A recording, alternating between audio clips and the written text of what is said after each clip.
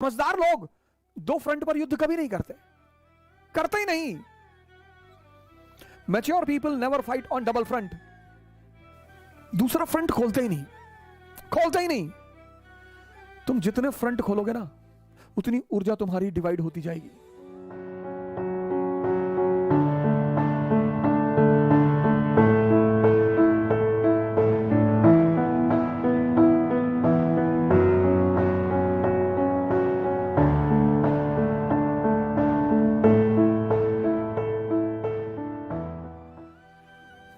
Sir history subject पढ़ाना बड़ा खतरनाक है सर, बहुत बड़ी गाली पड़ती है सर, क्योंकि एकमात्र सब्जेक्ट है जिसकी दो धाराएं हैं, एक आम आदमी की धारा है, एक शाही वर्ग की धारा है।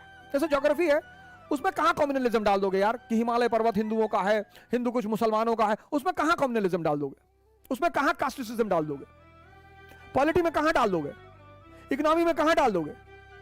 लेकिन इतिहास एक ऐसा विषय है जो दो वर्गों के लिए लिखा जाता है, एक सामान्य वर्ग के लिए लिखा जाता है और एक एरिस्टोक्रेसी के लिए लिखा जाता है, और दोनों के वर्जन बिल्कुल अलग है।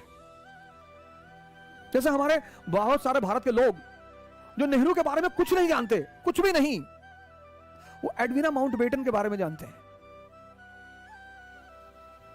ये नेहरू जी का चक्कर था एडविना माउंटबेटन से, और एडविना माउंटबेटन के कहने पे जो है उन्होंने कश्मीर दे दिया, सब एडविना ने करवाया था।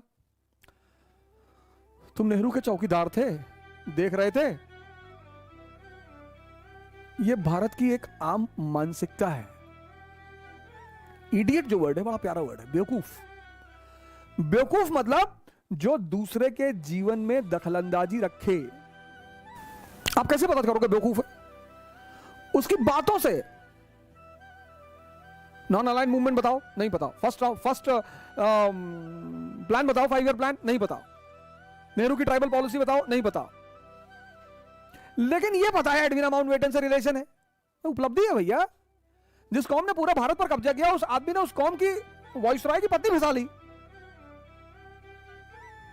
मूर्ख जो होते हैं, मूर्ख, वो दूसरे के जीवन पर बड़ा नजर रखते हैं। और हम सब मनुष्य हैं और हम सब की अपनी कहानियां हैं। जब तक मनुष्य इंद्रियों पर है, उसकी कहानियां रहेंगी। पुरुष है तो स्त्री आकर्षित करेगी, स्त्री है तो पुरुष आकर्षित करेगा, वो चलेंगी कहानियां। हां, वो इंद्रियों से अगर ऊपर उठ गया है, चेतना पर आ गया है, तब उसकी कोई कहानी नहीं है, तब वो अलग है। इसीलिए जब आम आदमी